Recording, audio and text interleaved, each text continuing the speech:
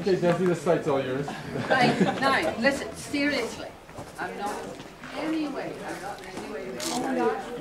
any delicate. Not a bit delicate, but it's good. You know, when we read the Bible, we forget about the reality of human beings. And this brings you into the reality of the world. This would have been the public water closet. This is where you came. The water would have been running through there. This would have been incredibly advanced in its own day. Now, this is not a major theme of this tour. But on the last day of it, I'm going to take, and this is dead serious now, we're going to take you to a place where these communities were so far to the right, so literalistic, so strict, and so fundamentalist, they wouldn't even allow a bowel movement on the Sabbath day. So think about this city, and I want you to think in a spectrum. If you were living in this ancient world, where do you fit? You want to be godly, you want to observe God's word, but your family want to be trendy. Your family want to identify with the prevailing culture. So at one end of the spectrum is Greek, cool, sophisticated culture. At the other end of the spectrum, what we call in Northern Ireland, the wee hard men, who came out from among them, were totally separate, wouldn't even live in the same place. So what did it mean to be a Jew? What did it mean to be faithful to God's word? What did it mean to be faithful to God and Torah observant? Where do I fit in the spectrum? I'm a Torah observant father. My roots go into the traditions. But my son is a prospective athlete. He's an incredible athlete. He befriends some of the Roman soldiers who see his potential. He wants to rise up through. He's a potential Olympian. But how's he going to get to the Olympics? He has to practice his athletics. To be involved in his athletics, he has to do everything completely naked, which is deeply offensive to the very modest Torah observant Jew. More than that, but to be cool, to be trendy. You know, we have records of some young men who are willing to undergo incredibly excruciatingly cosmetic surgery to reverse the sign of their circumcision.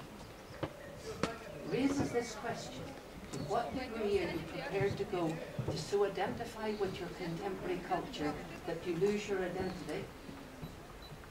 Or the other extreme, I become a wee, hard, right-wing, legalistic, fundamentalist, so exclusive nobody else is right, and I withdraw. Now you think, because those are some of the issues people are wrestling with today, with families. Where do we fit? How do we be godly? How do we maintain a witness without going to either one of these extremes? These are the questions that a city like this raises. And one other thing just before we leave here. And I've heard this, but I can't absolutely corroborate it, but it's something that struck in my mind very, very strongly. You know the way the water would run along here underneath?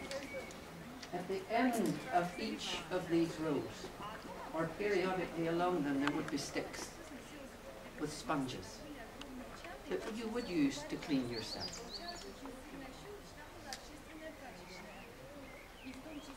What did the soldier use to give Jesus the last drink of wine?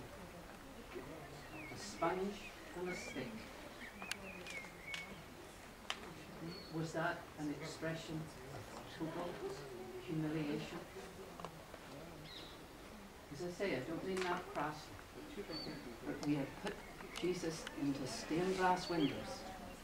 We have dressed him up as a white Anglo-Saxon Protestant.